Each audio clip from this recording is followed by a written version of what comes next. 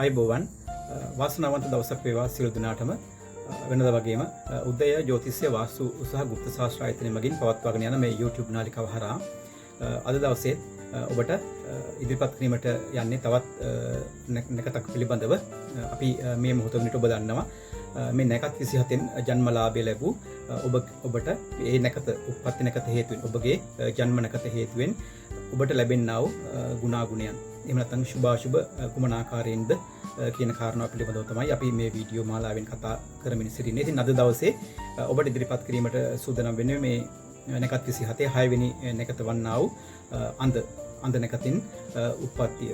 එහෙම නැත්නම් ජන්මලාභය ලැබූ ඔබට අන්ධ නැකත හේතුවෙන් ජීවිතයේ සිදුවේ හැකි සුභාශුභයන් පිළිබඳව තමයි අපි කතා කරන්නේ. මේ රාහුට හිමි නැකතක් වන්නා වූ අන්ධ නැකතේ විස්තරය කුමන ආකාරයෙන්ද කියන කාරණාව පිළිබඳව අපි දැන් බලමු. ඉතින් ඒ කරුණ ඔබට ඉදිරිපත් කිරීමට ප්‍රථමයෙන් වෙනද වගේම මතක් කරනවා සියලු දෙනාටම මේ උදය ජ්‍යොතිෂ්‍ය වාස්තු සහ ගුප්ත ශාස්ත්‍ර ආයතනය මගින් පවත්වාගෙන යන අපගේ YouTube නාලිකාව තවමත් ඔබ විසින් subscribe කරන මෙතන ඔබගේ කාරුණික subscribe කිරීම අපගේ නාලිකාවට ලබා දීමට කාරුණික වෙන්න කියන කාරණාව ප්‍රථමයෙන්ම සිහිපත් කරනවා. ඉතින් මේ වගේම ඔබගේ අදහස් සහ යෝජනා අපගේ comment තීරුවේ පළ කිරීමටත් ඔබට අවකාශය තිබෙනවා. ඉතින් මේ වගේම මේ සියලුම වීඩියෝ මේ ජ්‍යොතිෂය පිළිබඳ වාස්තු හෝ ගුප්ත ශාස්ත්‍ර පිළිබඳව ඔබව දැනුවත් කරන්නා වූ මේ සියලුම වීඩියෝ මුල සිට අවසානයේ දක්වා ඉතා හොඳින් නරඹලා තවත් අයෙකුට දැකීම සඳහා මේවා ෂෙයා කරන්නටත් කාරුණික වෙන්න කියන කාරණාව ඔබ සියලු දෙනාගෙන් ඉල්ලා සිටිනවා. ඒ වගේම ඔබගේ ලයික් කිරීම ඉතාමත් අගය කොට සැලකනවා. ඉතින් අපි දැන් මේ මොහොතේ සිටන් නැකත් 27 6 වෙනි නැකත වන්නා වූ රාහු හිමි අන්ධ නැකතින් ජන්මලාභය ලැබූ ඔබට ඒ නැකත හේතුවෙන් සිදුවෙන්නා වූ ගුණාගුණයන් පිළිබඳව මෙන්න මේ ආකාරයෙන් කතා කරමු. ඉතින් ප්‍රථමයෙන්ම සඳහන් කළ යුතුයි මේ අන්ධ නැකත මේ රාහු හිමි අන්ධ නැකතින් රෝග වැළඳීම නම් එතරම් සුබදායක තත්ත්වයක් වෙන්නේ නැහැ. අනිත් නැකත් වලින් රෝග වැළඳීම සුබයි කියලා කියනව නෙවෙයි. කෙසේ වෙතත් මේ රාහු හිමි අන්ධ වගේ නැකතකින් එම නැකතක් තිබෙන්නා වූ මොහොතක එම නැකත් උදාවක් තිබෙන්නා වූ දවසක රෝගාතුර වීම තරමක් දුරට අශුභ වෙන්නට පුළුවන් කාරණාව වෙන්නේ මේ හේතුවෙන් බොහෝ වෙලාවට මේ රෝගී තත්වයන් වැළඳෙන්නා කුමන හෝ රෝගී තත්වයක් තෙමසක් පමණ කාලය සීමාවක් දුරට විහිදී යන්නට අවකාශය තිබෙනවා. ඉතින් ඒ වගේම තමයි යම් කිසි වැදගත් ගමනක් බිමනක් යනවා නම් ඔබ වඩාත් හොඳින් මතක තබා ගත යුතු කාරණාව තමයි මේ අන්ධ නැකතේදී තිබෙනා වූ දවසක නම් විශේෂයෙන්ම ඔබ මේ අන්ධ නැකත මගහැර සුබ ගමන් කළ යුතුයි කියන කාරණාවත් සඳහන් කරන්නට ඕනේ. ඒ කෙසේ වෙතත් මේ මම අර කලින් එකත් වලට කිව්වා වගේ අන්ධ නැකත උදා වී තිබෙනා වූ මොහොතක ආකාශ වස්තුන් දැකීමෙන් නම් රටට වැසියන්ට සහ රටට සුබක් වෙනවා කියලා කියනවා. ඒ වගේම තමයි දේදුණු යනාදිය දැකීම හේතුවෙන් වර්ෂාව ලැබෙනවා කියන කාරණාවත් සඳහන් වෙනවා. ඉතින් ඒ නිසා ආකාශ වස්තුන් දැකීම යන ආදියට නම් මේ අන්ධ නැකත තියෙන දවස අශුභ නැහැ කියලා තමයි ජ්‍යොතිෂය සඳහන් වෙන්නේ. ඒ වගේම අපි නිතරම කතා කරන දෙයක් තමයි මේ ස්ත්‍රී මල්වර. එහෙම නැත්නම් මේ ගෑනු ළමයෙකු මේ වැඩි විය පැමිණීම. ඉතින් ඒ වැඩි විය පැමිණෙන්නේ කුමක් හෝ නැකතකින් නේද? ඉතින් අන්න ඒ ආකාරයෙන් මේ අන්ධ නැකත තිබෙන්නා වූ දවසක මල්වරය වීම නැත්නම් වැඩි වියට පත්වීම නම් ඉතාමත් අශුභ තත්වයකින් තමයි ජ්‍යොතිෂය සඳහන් වෙන්නේ. මොකද විශේෂයෙන්ම අවාසනාවන්ත තත්ත්වයන් උද්ගත වෙන්නට පුළුවන්. ඒ වගේම තමයි ජීවිතය දුක් සහිත වීමට හැකියාව තිබෙනවා කියන කාරණාව තමයි තියෙන්නේ. ඒ නිසා අන්ධ නැකත මේ මල්වරය සඳහා තරම්ම සුබදායක වන්නේ නැහැ කියන කාරණාවත් සඳහන් කළ යුතුයි. ඉතින් ඒ වගේම තමයි මේ අන්ධ නැකතත් අර මං කලින් සඳහන් කර සමහර නැකත් වගේ අශුභ දෙයට යෝග්‍ය වන්නා වූ නමුත් සුභ කටයුතු සඳහා අයෝග්‍ය වන්නා වූ නැකතක් කියන කාරණාව මුලින්ම සිහිපත් කළ යුතුයි.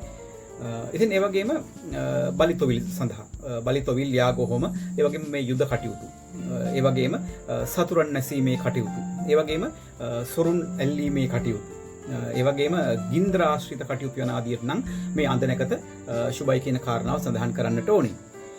ඉතින් අපි පොදුවේ ගත්තහම මේ නැකතින් උපන් අය වෙළඳාමට බොහොම දක්ෂතාවයක් දක්වන්නා පුද්ගලයන් බවට පත් වෙලා තිබෙනවා. ඉතින් ඒ වගේම තමයි දුෂ්ට ක්‍රියාවන් කිරීමෙහි එවැනි කටයුතු වල නිරත වීමට කිසිසේත්ම වැලිකමක් දක්වන්නේ නැති තරමක් ලෝභී අන් අයට යමක් දීමට කැමැත්තක් දක්වන්නේ නැත්තා වූ නමුත් දීර්ඝායුෂ ලබන්නා වූ පුද්ගලයන් බවට පත් වෙනවා. ඒ වගේම තමයි ආත්මාර්ථකාමීත්වය මේ අන්ධ නැකතින් උපන් අය බොහෝ වෙලාවට ආත්මාර්ථකාමී වගේම තවත් මොවුන්ගේ තිබෙනා වූ ලොකු දුර්වලතාවයක් තමයි මේ කෙලෙහි ගුණ නොදන්නාකම. මේ කෙලෙහිගුණ දන්නා ගති වර්ධනය වෙන්නට පුළුවන් මේ පොදුවේ ගත්තහම මේ අන්දනකතින් උත්පත්ති ලබා තිබෙන පුද්ගලයෝ. නමුත් අපි අනිත් නැකත්වල වගේම මේ නැකතේ පාද 4ක් තිබෙනවා. අපි බලමු මේ අන්දනකතේ පාද 4ට අදාළව ජන්මලාභී ලැබූ ජන්මීන්ගේ ගුණාගුණ කුමන ආකාරයෙන්ද ඔවුන්ගේ ගති ස්වභාවය කියන කාරණාව අපි බලමු. විශේෂයෙන්ම අන්දනකතේ ප්‍රථම පාදින් උප්පත්තිය ලද පුද්ගලයෙක් නම් ඔහු හෝ ඇය බොහෝ වෙලාවට මේ නම්‍යශීලී ගති තියෙනවා. ඒ වගේම තමයි යහපත් ගති ගුණ උන්ට පිහිටනවා. ඒ වගේම තමයි අන් අයට උදව් උපකාර කිරීමට පැකිලෙන්නේ නැහැ. මේ අන්දනකතේ ප්‍රථම පාදයෙන් නම් යම්කිසි ජන්මයක උප්පත්තිය ලැබලා තිබෙන. ඉතින් ඒ නිසා අන්දනකතේ වුණත් ප්‍රථම පාදයෙන් නම් උප්පත්තිය ලබා තිබෙන එය අශුභ නැහැ කියන කාරණාව සඳහන් කළ යුතුයි. අපි ඊළඟට බලමු අන්තනකතේ දෙවනි පාදයෙන් නම් යම්කිසි ජන්මයක උප්පත්තිය ලබා තිබෙන්නේ බොහෝ වෙලාවට දබරයට නිතරම කලහ කිරීමට දබර කිරීමට සූදානම් වල අය තමයි එහෙම අන්තනකතේ දෙවනි පාදයෙන් උප්පත්තිය ලබා තිබෙන්නේ. ඒ වගේම තමයි බොහෝ වෙලාවට මොවුන් සතුව මේ හොර හිතක් තියෙන කොහේ හරි තැනකට ගියපුවාම සමහර විට යම්කිසි දෙයක් දැක්කොත් එය නිකන් ගන්නට ඕනි සොරා ගැනීමට සිදු කළ යුතුයි සොරා ගැනීම සිදු කළ යුතුයි කියන වගේ අපි කියන අර හොරහිත කියලා කියන එවැනි තත්ත්වයක් ඇති වෙන්නට පුළුවන්.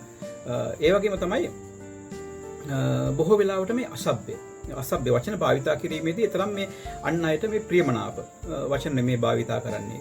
කියන්නේ තරමක් දුරට මේ අසභ්‍ය වචන පරුෂ වචන තමයි අන් අයගේ සිත් රිදවන්නා වූ වචන තමයි මොවුන් නිතරම භාවිතා කරන්නේ මේ අන්දනකතේ දෙවෙනි පාදයෙන් උප්පත්තිය ලබා තිබෙනා වූ බොහෝ අය.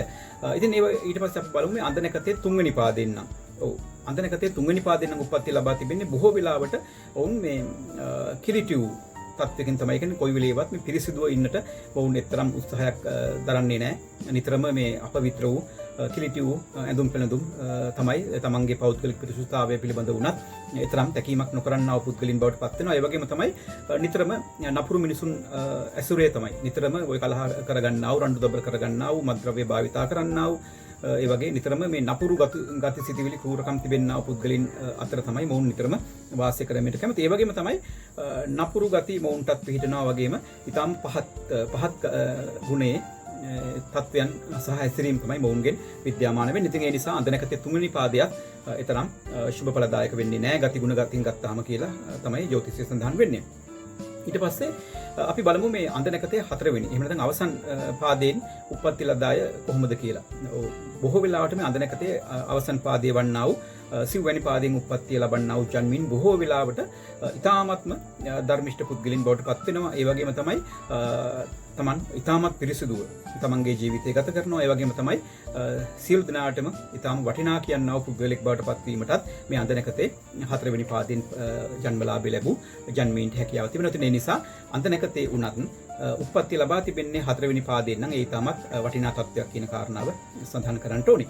අපි ඊළඟට බලමු මේ අන්දනකතින් උපන් අයට කොහොමද කුමන කාලයේද කුමන වියේදීද ජීවිතේ උපද්‍රව ඇති වෙන්නේ කියලා. විශේෂයෙන්ම අන්දනකතින් උප්පත්ති ලද බොහෝ අයට මේ පස්වෙනි වියේදී උපද්‍රව සිදුවීමට පුළුවන්. ඒ කියන්නේ අවුරුදු 5ේදී උපද්‍රව සිදුවීමේ හැකියාවක් තිබෙනවා. ඒ වගේම තමයි අවුරුදු 16ේදී ගින්දර හේතුවෙන් සිදුවෙන්නා වූ යම්කිසි බයක් සහ අනතුරක් සිදුවීමට හැකියාවක් තිබෙනවා. ඒ වගේම තමයි අන්තනකතෙන් උප්පත්තිය ලබා තිබෙන්නා වූ කුමන පාදයෙන් වුණත් උප්පත්ති ලබා තිබෙන්නා වූ අයට අවුරුදු 24ේදී සර්පයින් හේතුවෙන් යම් උපද්‍රව ඇතිවීමට පුළුවන්. ඒ වගේම තමයි වයස 40ේදී ඊටමත් ප්‍රවේශම් විය යුතුයි. ඔය වනාන්තර ප්‍රදේශවල වගේ තැන්වල සංචාරය කිරීමේදී ඊටමත් කල්පනාකාරී විය යුතුයි. වයස 40ේදී මේ අන්දනකතින් උප්පත්තිය ලදායට මොකද සිව්පාසතුන්ගෙන් සිදුවෙනා වූ පහර දීමකට මුහුණ දීමට බොහෝ දුරට සිද්ධ වෙනවා. නගරබද සිටියා වුණත් අවම වශයෙන් මේ බල්ලෙක් පූසෙක් වගේ සතෙක්ගෙන් හෝ අනතුරක් සිද්ධ වෙන්නට පුළුවන් අන්දනකතින් උපන් අයට වයස 40ේදී. ඒ වගේම තමයි බොහෝ වෙලාවට මේ 50 වෙනි අවුරුද්ද ඊටමත් මාරක තත්වයක් වෙනවා කියලා කියනවා මේ අන්දනකතින් උප්පත්ති ලබා තිබෙනා වූ ජන්මීන්ට. ඒ නිසා ඔබ උප්පත්ති ලබා තිබෙන්නේ අන්දනකතේ නම් ඔබගේ 50 වෙනි වියේදී ඔබ ඊටමත්ම ප්‍රවේශම් විය යුතුයි. මොකද ඒ 50 වෙනි විය ඔබට ඊටමත් මාරකඵල උදා කර දෙන්නා වූ වයස් සීමාවක්. ඉතින් මා මේ ළඟට ඔබට සඳහන් කරන්නට යන්නා වූ මේ කාරණාව පිළිබඳව ඔබ ඊටමත්ම සැලකිල්ලෙන් සිටිය යුතුයි කියන කාරණාව කියනවා.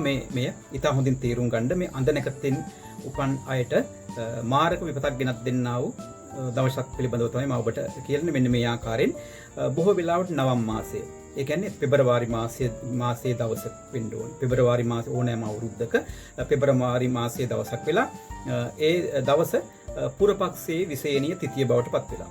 එම දවස පෙබරවාරි මාසයේ දවසක් පුරපක්ෂයේ විශේෂණීය තිථිය බවට පත් වෙලා එම තිථිය තියෙන දිනය අපි සාමාන්‍ය ව්‍යවහාර කරන දින කාලවකවානු වල ඉරිදා දිනයක් වුණොත් මම නැවතත් ඔබට සිහිපත් කරන්නම් ඕනෑම වසරක පෙබරවාරි මාසයේ පුර විශේෂණීය තිථිය ඉරිදා දිනයක් වෙලා එදිනට අඳනකත උදා වූවොත් මම ඔබට නැවතත් මතක් කරන්නම් ඕනෑම වසරක පෙබරවාරි මාසයේ පුරපක්ෂයේ පුර විශේෂණීය කියනා වූ තිථිය තිබෙනා වූ දවස ඉරිදා දිනයක් වෙලා ඒ ඉරිදා දිනේදී අඳනකත උදා වුණොත් ඔන්න ඔය දිනය ගැන බෝ ඉතා හොඳින් මතක තබා ගන්න. එය නිසැකවම අඳනකතින් උප්පත්ති ලද අයට අතිමාරක දිනයක් වෙනවා. බොහෝ වෙලාවට ජීවිත හානි සිදු වෙන්නට පුළුවන් දවසක් නිසා අඳනකතින් නම් ඔබ උප්පත්ති ලබා තිබෙන්නේ මා මේ සඳහන් කළා වූ දිනය පිළිබඳව වඩාත් සැලකිලිමත් වෙන්න කියන කාරණාව ඔබට සිහිපත් කරනවා. මේ සියලු මාරක යනාදී උපද්‍රව වලින්